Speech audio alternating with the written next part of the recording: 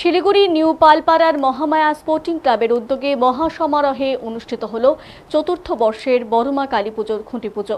বৈদিক মন্ত্রোচ্চারণ, পূজা অর্চনা এবং ভক্তদের উপস্থিতিতে এদিন আনুষ্ঠানিকভাবে শুরু হয়ে গেল এবারের বড়মা কালী পুজোর প্রস্তুতি। ক্লাবের পক্ষ থেকে জানানো হয়েছে, গত বছরের মতো এবারও 27 ফুট উচ্চতার বিশাল বড়মার প্রতিমা পুজোর অন্যতম প্রধান আকর্ষণ হতে চলেছে। পাশাপাশি পুজোর দিনগুলোতে ভক্তদের জন্য বিশেষ প্রসাদ বিতরণ, বিভিন্ন সাংস্কৃতিক অনুষ্ঠান, মনোমুগ্ধকর আলোকসজ্জা এবং একাধিক আকর্ষণীয় আয়োজন রাখা হয়েছে।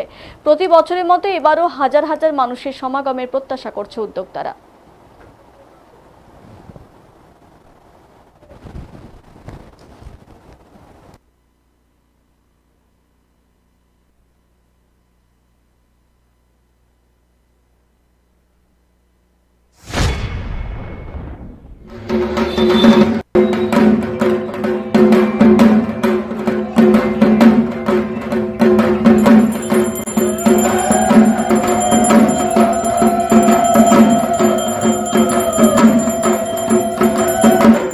শিলিগুড়িতে আজ কাঠামো পুজোর মধ্য দিয়ে শুরু হলো যাত্রা, কি বলবো?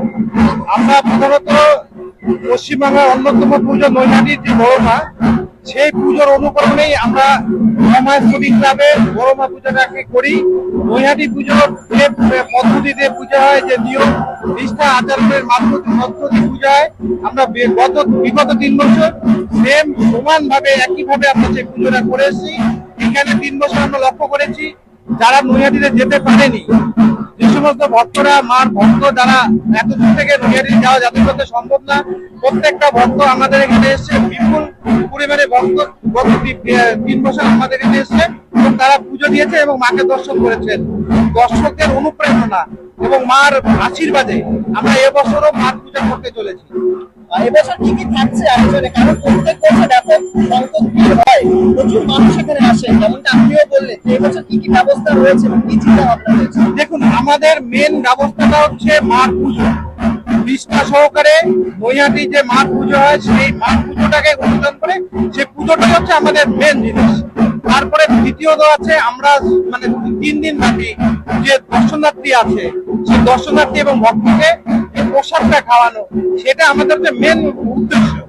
এইটাই উদ্দেশ্য নিয়ে আমরা পুজোটা করি। গত বছর আমরা দেখেছি, আমরা পুজোর 3 দিন আমাদের এখানে পুজোটা প্রধানত 4 দিনের পুজো। 4 দিনের পুজো হয়। আমাদের পুরোহিত সবসময়ের জন্য মন্দিরে পুরোহিত থাকে, সারাদিন অসংখ্য ভক্ত আসে, তাদের পুজো দেওয়ার ব্যবস্থাটা আমরা করেছি।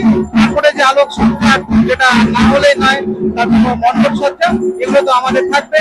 তারপরে মার যে একটা বিসর্জনে শোভাযাত্রা, ঘট বিসর্জন, আমরা মাকে তো এখানে এটা দিতে পারি না, এইখানে মাকে আমরা বিসর্জন দেই। ঘরটাকে যে আমরা শোভাযাত্রার মাধ্যমে ঘরটা মহানন্দা ঘাটে বিসর্জন দিই, এটা আমাদের একটা আকর্ষণীয় জিনিস থাকে, এটা আমাদের থাকে। এবছর মহামায়া স্পোর্টিং ক্লাবের কততম বর্ষ এবং কত বাজেট নিয়ে এবছর এগোচ্ছেন আপনারা? দেখুন, আমাদের বর্ষ মোটামুটি 48 বর্ষ, আমাদের এবার 48 বর্ষ। আর বড়মা পুজোটা আমাদের 4th বছর। দেখুন, এখানে আমাদের কোনো বাজেটের কোনো ব্যাপার নেই।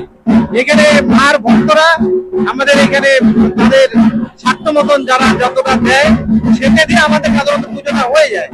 এবং মাকে আমাদের এখানে যে অন্যান্য শিল্পীদের অনেক বড় বড় বিগ বাজেটের পুজো আছে, তাদের সঙ্গে আমাদের পাল্লা দেওয়ারও ব্যাপার নেই, আমাদের কোনো কিছুর ব্যাপার নেই।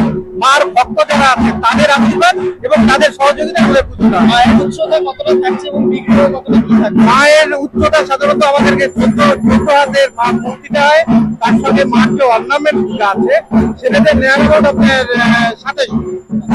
আপনার নাম